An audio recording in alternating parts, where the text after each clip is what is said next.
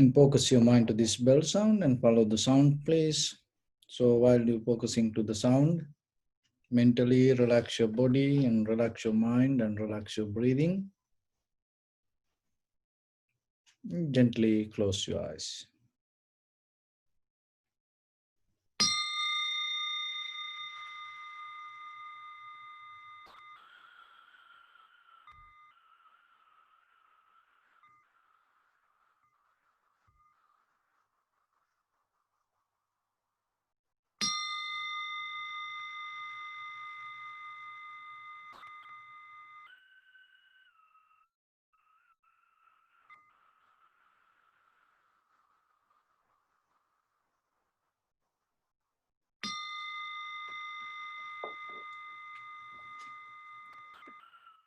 Namo tassa bhagavato arahato samma sambuddhassa.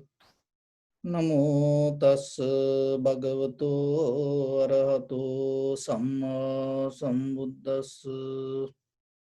Namo tassa bhagavato arahato samma sambuddhassa. So, dear Dhamma friends, today we practice this Samatha and Vipassana meditation technique. So, especially in Buddhism, in Buddha's teachings, the main purpose is see the truth and recognizing the ultimate truth, how things come to be as they are. So, to go into that level, there is a process that we have to follow. So, the meditation is the method that we use to reach to that. So, when it comes to that, there are two mental cultures. So, we use the word culture because to give the meaning through meditation, what you does, you developing the mind, you uplifting the mind. So when you develop the mind, what is happening? It increase its capacity. So in tranquility state, to calm down, you have to have a certain capacity in your mind. So otherwise you cannot do it. So when you develop the tranquility state of mind, to what you mean by calm down? So because that sometimes for children, when they cry, you give something to their hand and then they become busy with that toy until it break. So then that also you mention as calm down. And sometimes you go somewhere and everybody silence. So the child start to cry. And then you're afraid the child, you raise your voice and tell, calm down, calm down. So then the child becomes silent. And then you think the child calm down. But it is completely different. So then you have to remember the behavior of our mind is very different according to the conditions and the situations and according to our needs. So the same word here we use calm down, but it's completely in different manner. So here that you use with your own effort for your own interest, not because of fear, not because of somebody force you, not because of somebody request you, or not because of something going to happen to you, or not because of that you want to kind of like a balance everyone. No, for your own good. Another thing is You're not adding anything from outside. You allow your mind to settle down to its own behavior, its own nature. Because the mind itself, very nature is mind calm itself. But the thing is this, that why the mind become busy? Because it is start to go with the available information, available situations, available thoughts. So then what happened in the past, knowingly or unknowingly, we used to make our mind busy. So now it like a current, we have that behavior.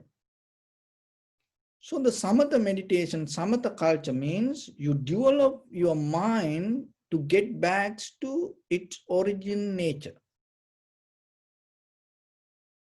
Because now mind is involving with some other behavior.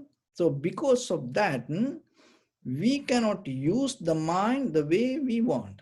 It's kind of like you buy a land with the house, and that is not the house you want. So what you have to do, you have to demolish the house and empty your land. Why? To build the house you want. So before we go to vipassana, because we need this mind, go to vipassana. And for that, what we have to do the first, we have to demolish this, whatever the pattern that we have in our mind. When you demolish this pattern, what we get the origin of the mind. So that is tranquility state. Letting go this busyness. Take our mind out of this busyness. How the mind become busy? Always jumping to past or the future, past or the future. Why it happened that way? Because we used to make it like that. That's why. There is no any other reason. So then, when we born, our mind was not like that. That's why the Buddha means, Pabhasara midam bhikkave chitta. So when you born, so the newly born baby, the mind is so pure, calm, relaxed. So then what happened, little by little, we cultured our mind to become busy. So samatha meditation means, now we're trying to get back to our original nature, the calmness. That's why you can get it to that. That's why you can go back to it. Because if the nature of the mind is so busy, how you can go into it? No, you cannot do it. So the nature of the mind is the calmness. Remember that. It is there. So then you go into it. How? Slowly get out of this all the busyness. So only thing is what you have to do then, you give a primary mental object and then allow your mind to focus to that and stay with it. Then what will happen? The mind start to little by little, start to settle down with that. So if your mind go here and there, bring more attention to your primary mental object, that which means your inhalation, exhalation. And when the inhalation, exhalation happens, just follow it. And then little by little, mind will start to follow. And in a certain level, what will happen? Mind completely will settle down. That's mean that jumping to past and the future going to go away. So then what will happen? Your body, your mind, your breathing start to settle down to one place. From there, you can develop your mind in that calmness, in that tranquility state. We call Satori, Kevalya, Samadhi. There are many other names. And you can develop your mind to until it can reach to the fourth absorption or the high mental powers. So, but still remember that all the tranquility state of this meditation has no power to uproot all the defilement. take out mental formations. It will build on the mental formations. So that's why it's whatever happen, or whatever you develop with the absorption, jhana or dhyana. So still it develop on the defilements, mental formations, on the sanskara. So because of that, it is not enlightenment. It is a kind of like a state or some kind of condition of the mind still. To experience all the dhyana or the jhana, you need the mind. So without mind, you cannot. So if the mind exists, what does that mean? You are still in the samsara.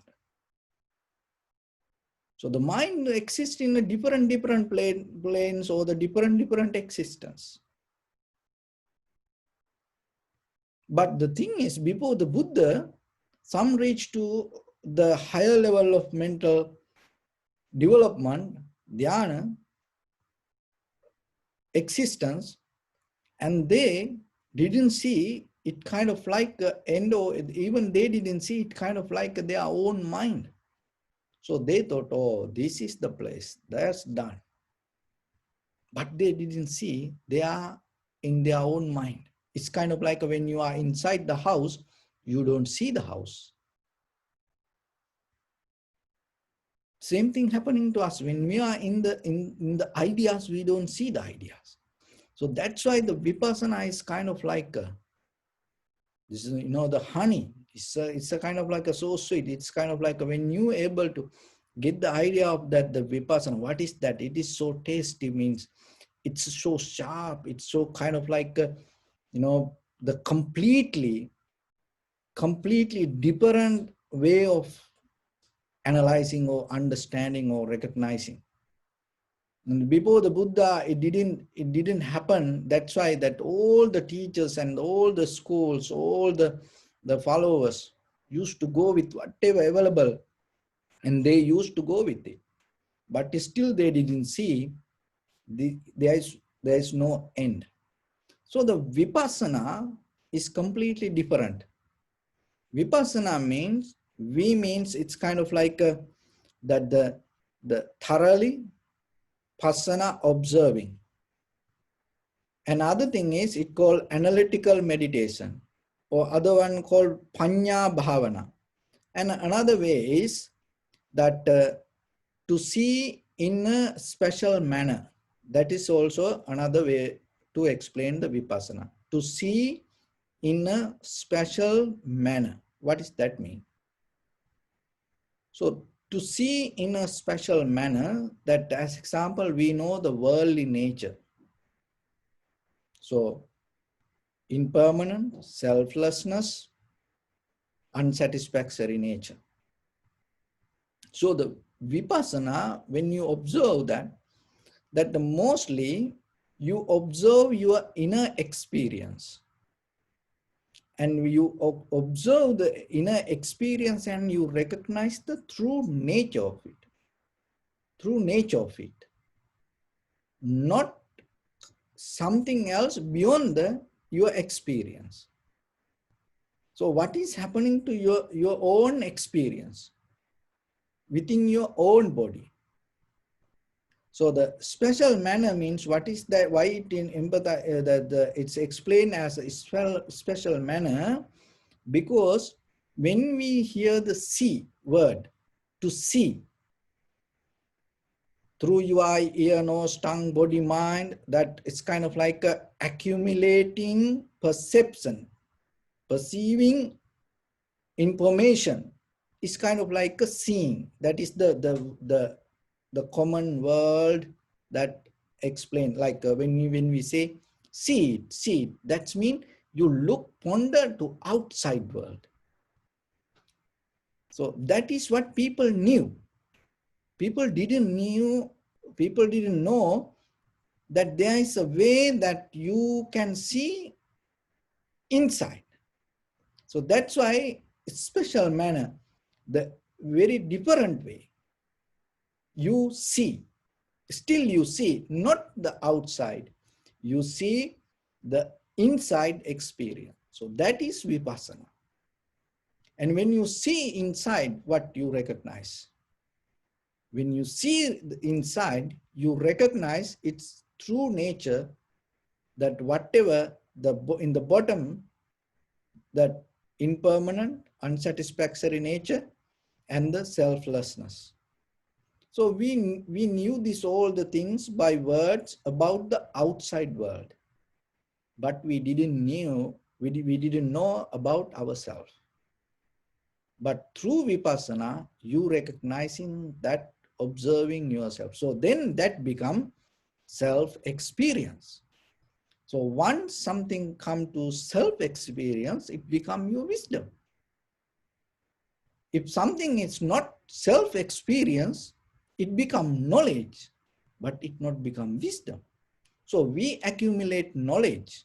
Even through the samatha, you can accumulate knowledge, but you don't come to the wisdom. Why?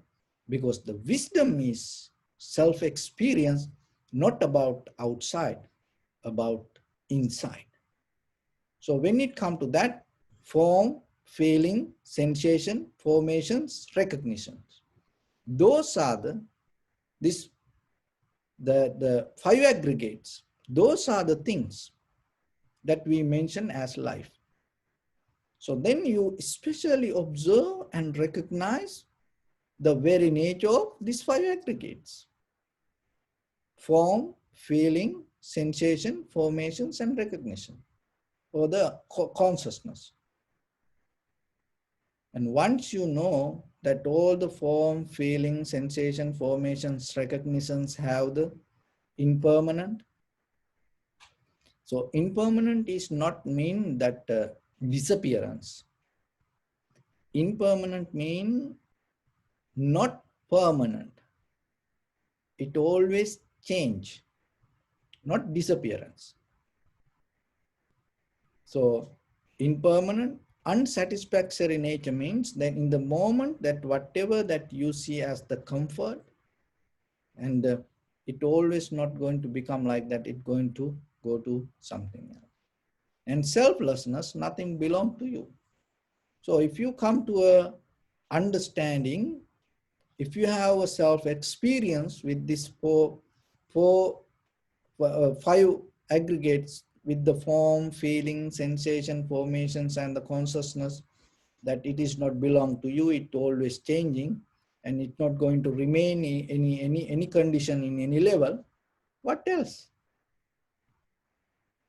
You don't need any kind of other reference to understand the world, because the world is your experience. So your experience means your five aggregates. When you see that, then you don't need someone else validation regarding the world.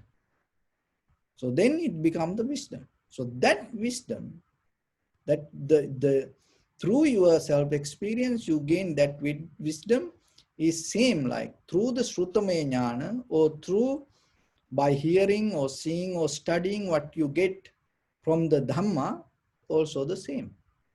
That is how you again go back to the Dhamma. And then again, it becomes a study part to someone else. And when it comes to self-experience, and it becomes the Panya, or the wisdom. So that's how the Dhamma keep coming, this 2,600 years. Because listen this very carefully. When you go to experience yourself, if you experience something different than you learn or heard as Dhamma, then your inner experience, your inner wisdom become completely different. And then the truth, whatever you recognize as truth, is different. And then Dhamma cannot continue. But the thing is this: if you really go to the bottom and observe yourself, you see what you learn as Dhamma. There is nothing else. It is more than 1,000,000%, it is sure. It is not because Buddha said. That's why Buddha mentioned, don't believe what what I say, or don't believe whatever in the book, or don't believe whatever other people say, don't believe because of the teacher, or something else like that. Just look yourself. Because when you see yourself, if you see it, you know it is truth. And then that truth, if you know, heard that what the Buddha said is the similar, then you accept it. See how beautiful and how logical that the method. So that's why in this Vipassana, it is so important teaching to practice everybody. And even yourself as a person to experience yourself. It's it bringing kind of like the self value to yourself as a person, because then you recognize as a person that to gain to this moment, you have to be yourself 100% available and 100% active and 100% sharp and clear. So that is the highest of your existence, your being itself, your living itself. So that is the joy that you gain, because out of that understanding or the wisdom, you recognize you validate your living. So that's how this go little by little, little by little. So let's get practice little bit. And so we don't go to longer sessions with practice, because if you yourself, sometimes you can try for longer sessions, but still always remember, keep quality short time. Directly you go and practice. So with that, in the tranquility state, we observe the inhalation, exhalation, and then recognize inhalation, exhalation as exhalation through the sensation come out of the inhalation, not by visualizing, not by imagination, not by dreaming, not by thinking about it, or not by doing anything to make it happen. So remember that things. Just allow simply happen itself. And when it happens, just recognize. Through recognition, just see this is inhalation, this is exhalation, and then deeply observe a little bit and see if it is possible, the entire continuation of the inhalation, exhalation, the whole breath body. And then sometimes you may notice, you may see some inhalation become longer, shorter, heavy, soft. So just recognize it. And then from there, use the same inhalation, exhalation, and observe and deeply and thoroughly, and see the impermanence of your experience with the inhalation, exhalation. Always it's change. And then that unsatisfactory nature, even though for the moment when you inhale, exhale, it may comfortable, the deeper it inherent discomfort also. So then whatever the comfort, it's not going to be forever. And the selflessness always, it not belong to it, has its own nature to arising and change, arise and change, arise and change. So like that way, stay with the inhalation, exhalation, whatever the experience comes, whatever the perception happen, whatever the perceive through your eye, ear, nose, tongue, body, mind, if something becomes stronger than your observation, and then see impermanent, unsatisfactory nature or the selflessness. So your right palm on your left, and neck head straight in one line, and be comfortable with your posture. And scan head to toes 3 times yourself and say Swapatpeva, or may I be well and happy 3 times.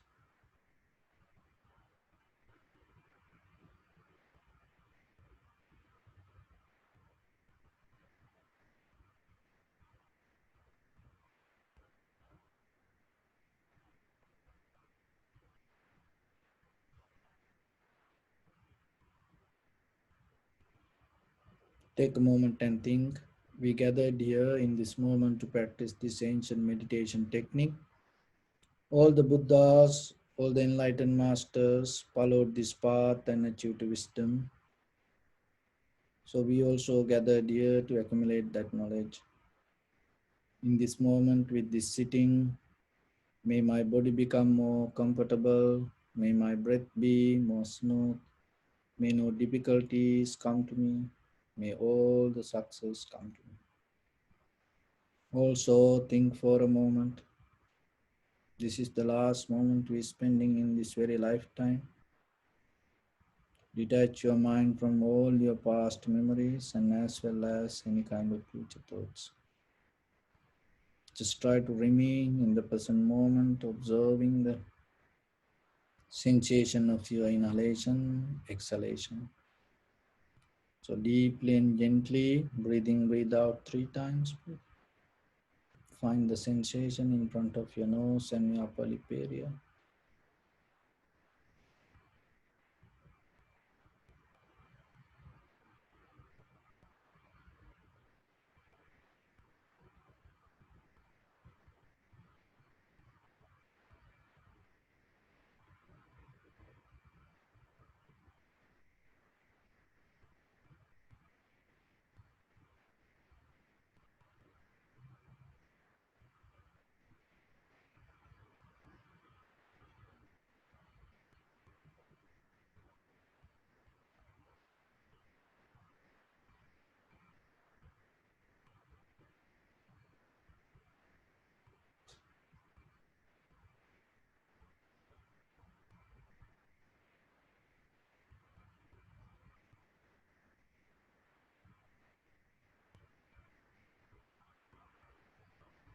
Keep focus your mind to inhalation, exhalation.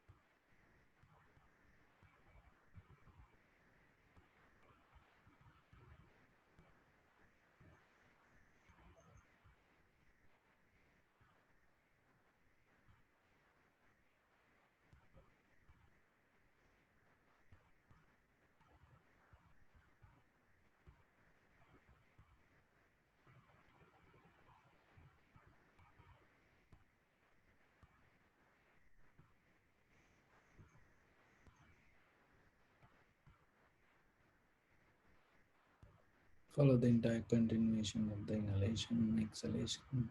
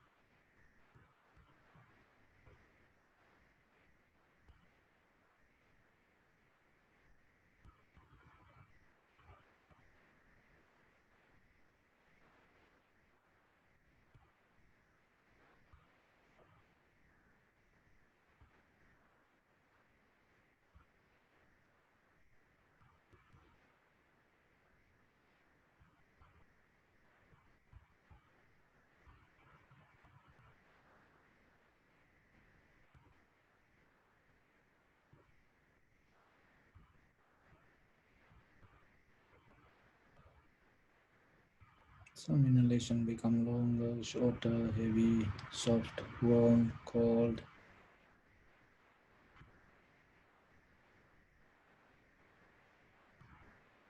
Just recognize it and just accept it.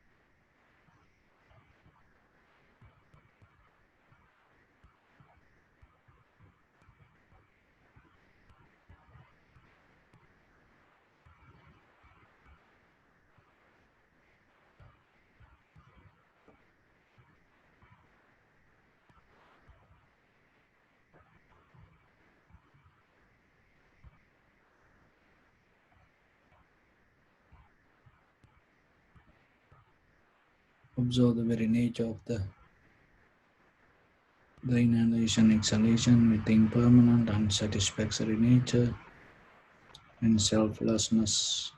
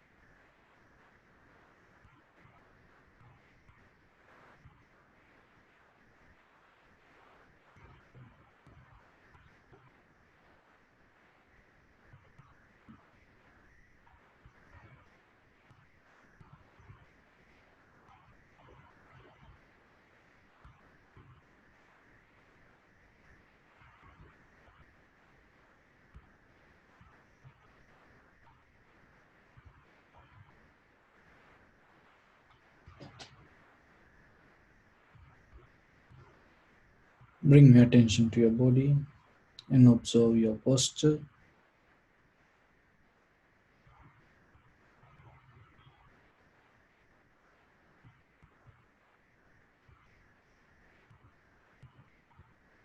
We cultivate loving kindness and compassion in our heart and radiate it as a light through entire this compound, this village, this city, state, country, world, around this universe.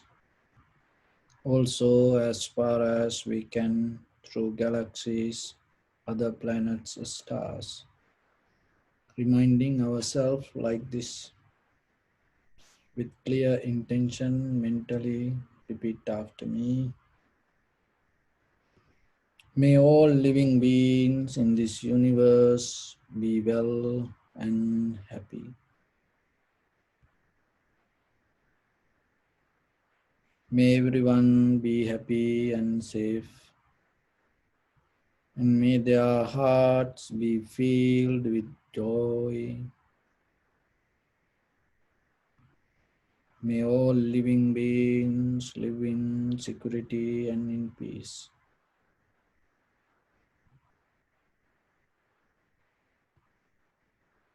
Beings who are frail or strong, tall or short, big or small, visible or not visible, near or far away, already born or yet to be born. May all of them dwell in perfect tranquility.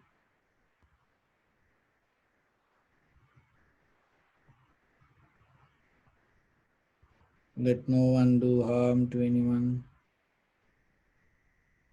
Let no one put the life of anyone in danger. Let no one out of anger or ill will wish anyone any harm.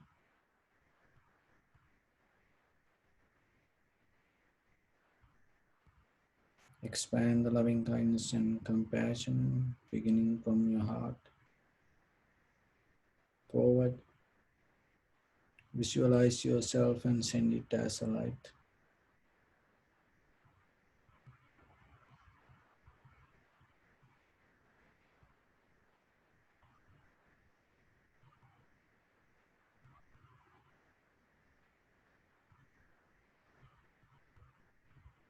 To your backside,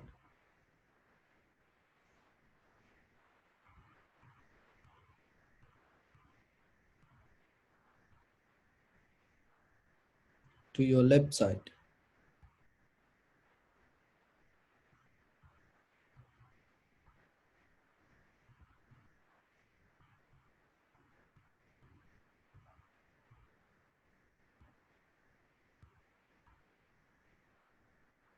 to your right side,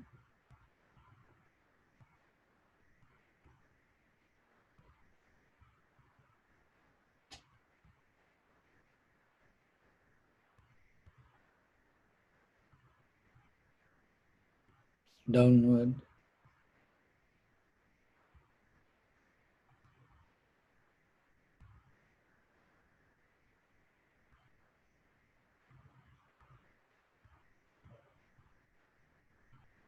and upward.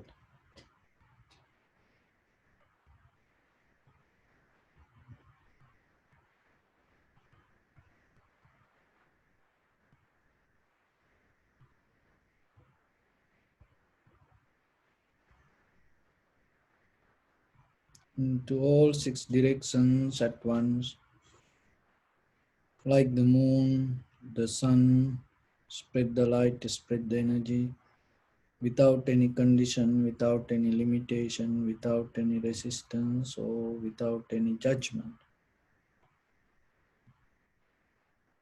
Let your heart to shine with the loving kindness and compassion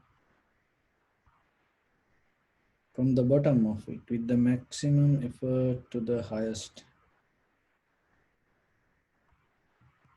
like the sun, the moon, spread the light, spread the energy without any condition, without any limitation, without any resistance or without any judgment.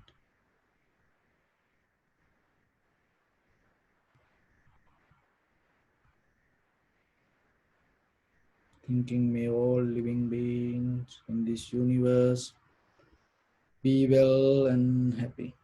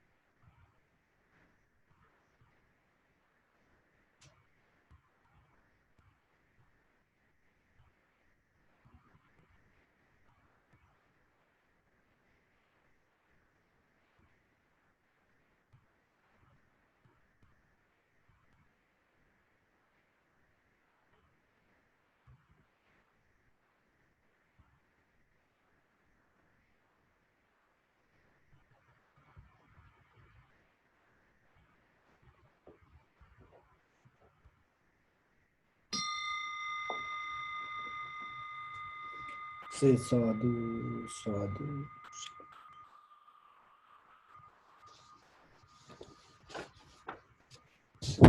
So, dear Dhamma friends, when it comes to our practice, our main purpose is getting to the ultimate truth. So, for that purpose, we try in every angle to see where we are in this moment. Why? Because it is very important to see where we are when we trying to heading somewhere, and how fast we came in this journey and why we are in this journey like this. So when it comes to the samsara, that it is nothing but it is our own mind or it is our own ideas, because it is samsara is not kind of like a external power hold and decide where you should be and how you should be. It is your own mind. So then when it comes to this, so the wisdom or the enlightenment mean that you liberate from your own mind. You liberate from your own thoughts. You liberate from your own thinking pattern. So otherwise it is not a place you reach in the outside world. So in that manner, you have to see how this samsara manifests inside your mind. Because if it is in your mind, how it is manifesting, and how the vipassana help you to get out of it. So when it come to the history, then mainly that even in the Eastern and the Western, that mainly there are two major thinking patterns. That's how we formulate as this that the as a man to think, as a person to think, as a that the thinking living being. So it has a history. In that history, that mainly that in Western there are two major schools or the patterns. So one is rationalism. So the rationalism and empirism.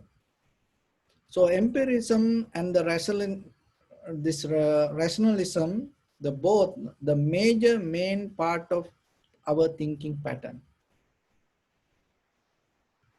because that is our behavior. That's how we build up our life. So rationalism means reasoning. You go with reasons.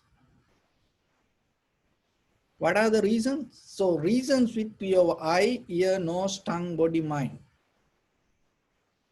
The perception perceived by the perceiver. So that's how you go. Rationalism always, when it comes to even the spirituality, they question everything to make it reason. It should be reasonable. It should be reasonable to your perceptions. And it should be reasonable to your eye, ear, nose, tongue, body, and the mind. So then that reasonable information make you comfortable in it. So whatever that you reasoning, and then you take it as life. And then from your grandparents, and they give it to you, your parents, and then your parents give it to you, and then you give it to you, going to give you children, and children will give you to grandchildren. So like that, it become the culture, tradition, and then it become the knowledge and the wisdom. Empiricism is a experience. So you have to experience it. It is just that the reasoning doesn't make any sense. You have to experience. That is where the practical practice, that asking how much experience that you have, how far you went through this. So like that, this experience, those are the major two schools that hold the thinking pattern or the thoughts. Rationalism, empiricism, or reasoning or experiencing. So that is in the West.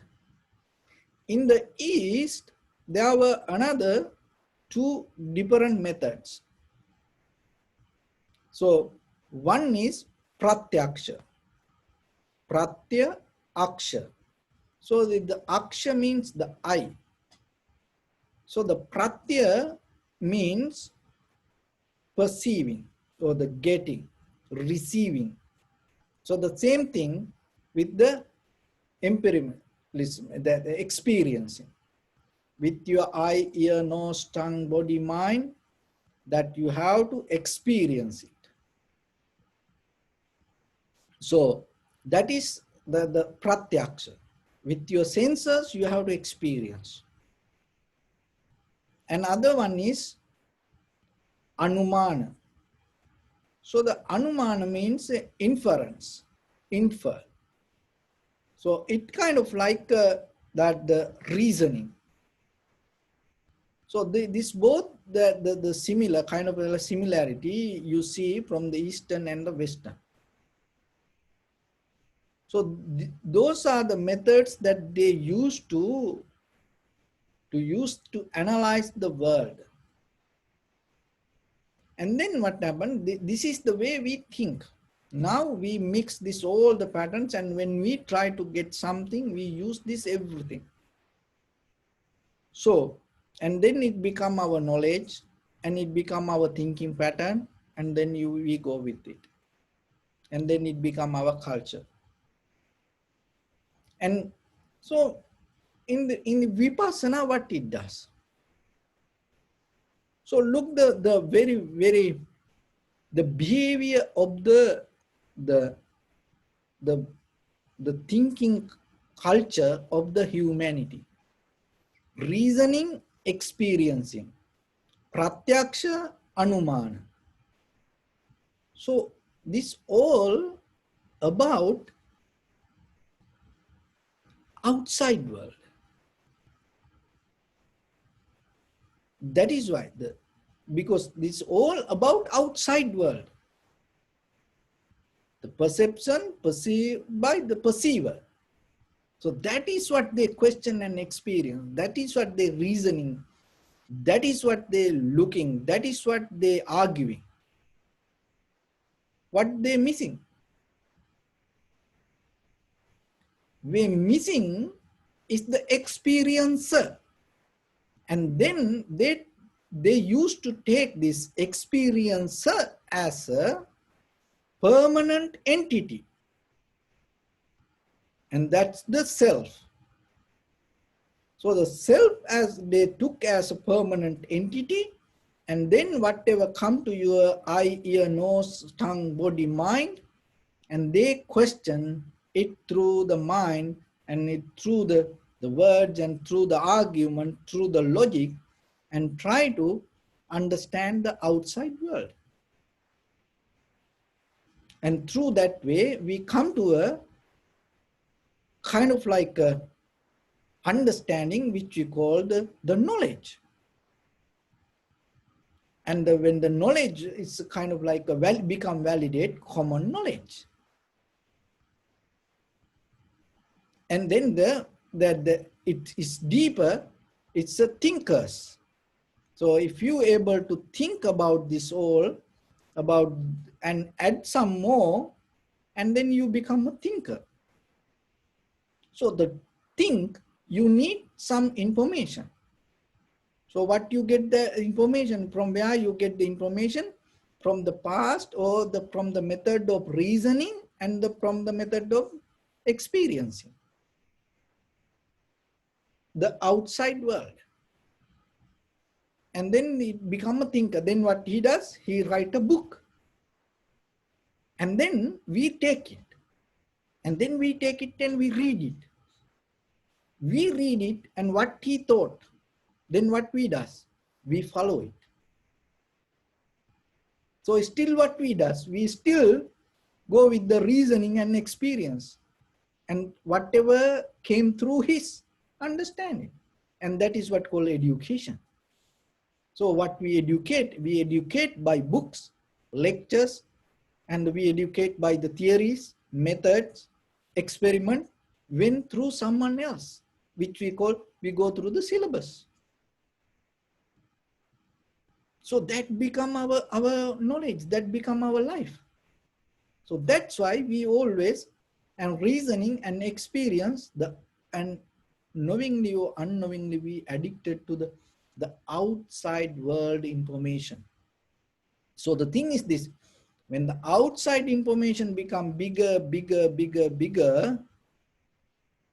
you lose the experiencer. You cannot find. And then what will happen? That all that informations and go around that it's kind of like a cocoon, and the covered by the self, and then that all the information and hold, it's like a magnet, and you don't see the epicenter, you don't see, and then you come with the self view. So you accumulated all the experience that came from outside world as reasoning and by experiencing, and through all other peoples, through other experiments, the books and everything, and schooling, and then it is stuck in you, and you, the self-centered, that the mind, you covered with that all, and now you come with the view, and it calls self-view. And once it come with the self-view, and if somebody else come with something else, you fight. Why? Because this is my experience, how it should be. And then you argue. And then sometimes, two people, and sometimes villages, and sometimes states, and sometimes countries, and sometimes religions. So they fight. But they fight what they know by knowingly, and through the books or the lectures or the studies, the schools, or like that. And then how it came to like that way, reasoning and experiencing. What reasoning? The outside world. So the vipassana is a method, not that go with the entire history of this thinking pattern or the thinking path, and you deeply go to look the experiencer, because always they used to talk about the outside. And in the vipassana level, you look that whatever happened, whatever experience come to us, what is happening within us, how we get it, how we experience it, how we perceive it. So what is happening in that moment? It's kind of like observing the observer. And to do that, you have to be so clear, so sharp. That is what the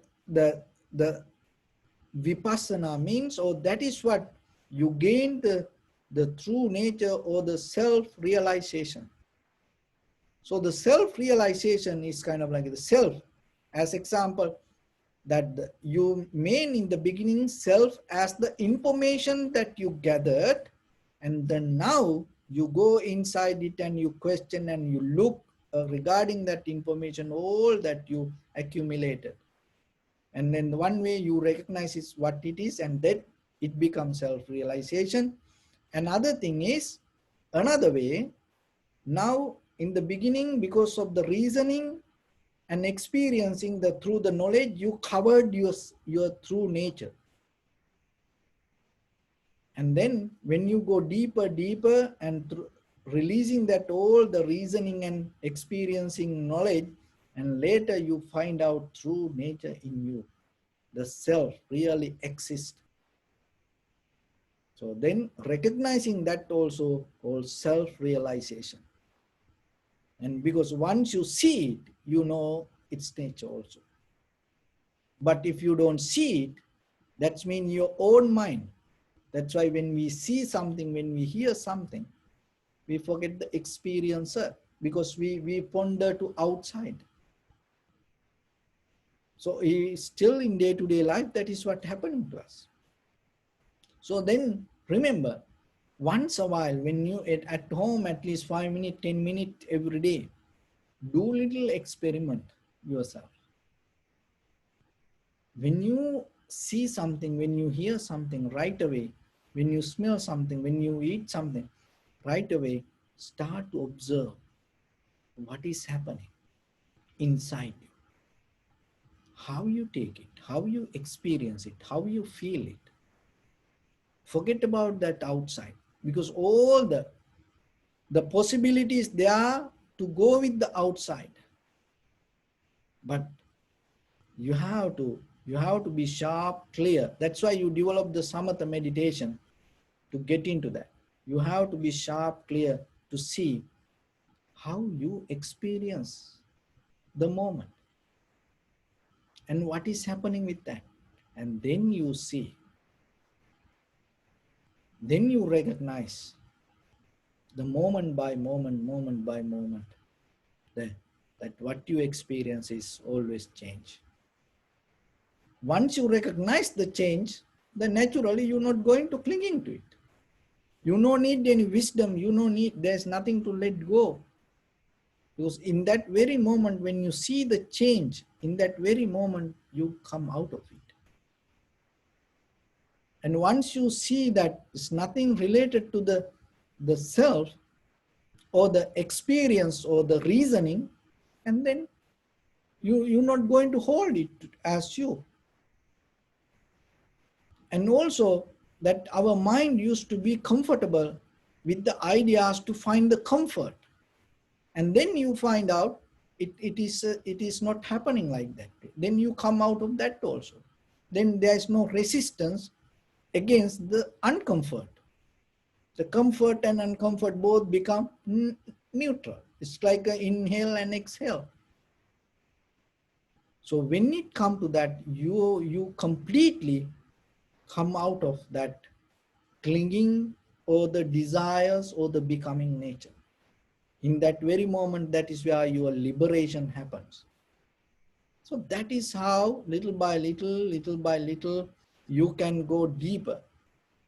And but at the same time, remember, rather than looking for the outside, because that is how we learn, and that is that all the knowledge and everything available for that, and we learn to do that things, and that it became our life. But only we are the one who can question and or observe ourselves. There is no animal can do this, because all the animals inbuilt, they have the inbuilt nature, go with the patterns or the habits to respond to outside. They have no ability to respond to inside. So we are the one who have that ability. That's why the human life is the most precious, the existence, the moment that you can have in this universe as a being, because there is no other animals can do that. So then when you have that ability, use it. Because if you use your ability to outside, it's like animals. What the difference? You know, when an animal afraid, they run. When the people afraid, what they does? They also run. You know, if the two dogs, you know, and fight and bite each other, human, they fight each other. Bite and fight, it is only little different. Words, only the words. Otherwise, the action, the same action, same kind of reactions. But we are more capable. You are more important than that. That's what you have to understand. So then always remember, if you responding to outside world, there's nothing. It is just, you know, it's just worldly nature. But if you able to moment, to reverse and observe inside and see what is happening, it is a kind of like you change this entire universal pattern for a moment to reverse. It creates so much different inside you, even for a moment, if you able to think about it. But to go with the world, even you don't need to do anything. You don't need to eat, you don't need to sleep, or you don't need to wake up, or you don't need to wash your face, or you don't need to do anything. Just live the way. You will see it will go. Why? Because that is the way it. That is what called samsara. But the nibbana is the you completely, rather than going with the outside world, you start to look inside. In that very moment, entire universe start to change according to your behavior. And it's become so powerful. It becomes so powerful, and it needs so much energy, and you become so strong with that. So that's why it's worth for you at least give a try little by little, little by little. So then remember, rather than going with the outside, it's more deeper looking inside and seeing the very nature inside is the method. And when you see inside what you see what is in Dhamma. And that is where you recognize what the Buddha said. And then when you do it, and when you say to the next one, next generation, that's how this go. Generation to generation, generations to generations. So this is your opportunity, and try yourself. So with that, I bless upon everyone. With this good practice, may all of you be well, happy and peaceful. May no harm come to you. May no difficulties come to you. May no problems come to you. May you also have the patience, courage, understanding, and determination to meet and overcome inevitable difficulties in your life. During this time period, may everyone stay healthy and safe. And finally, may all of you attain supreme bliss of Nibbana. Sabbitiyo vajjantu sabbarogo vinassatu mate bhavatantarayo sukhi diga yuko bhavat. Ittavatacha ammihi sampadam punya sampadam sabbe deva anumodantu sabba sampatti siddhya. Sabbe bhuta anumodantu sabba sampatti siddhya. Sabbe satta anumodantu sabba sampatti siddhya. Idamme punya kammang asavakkaya vahang hotu sabba dukkha pamuncatu. Bless you.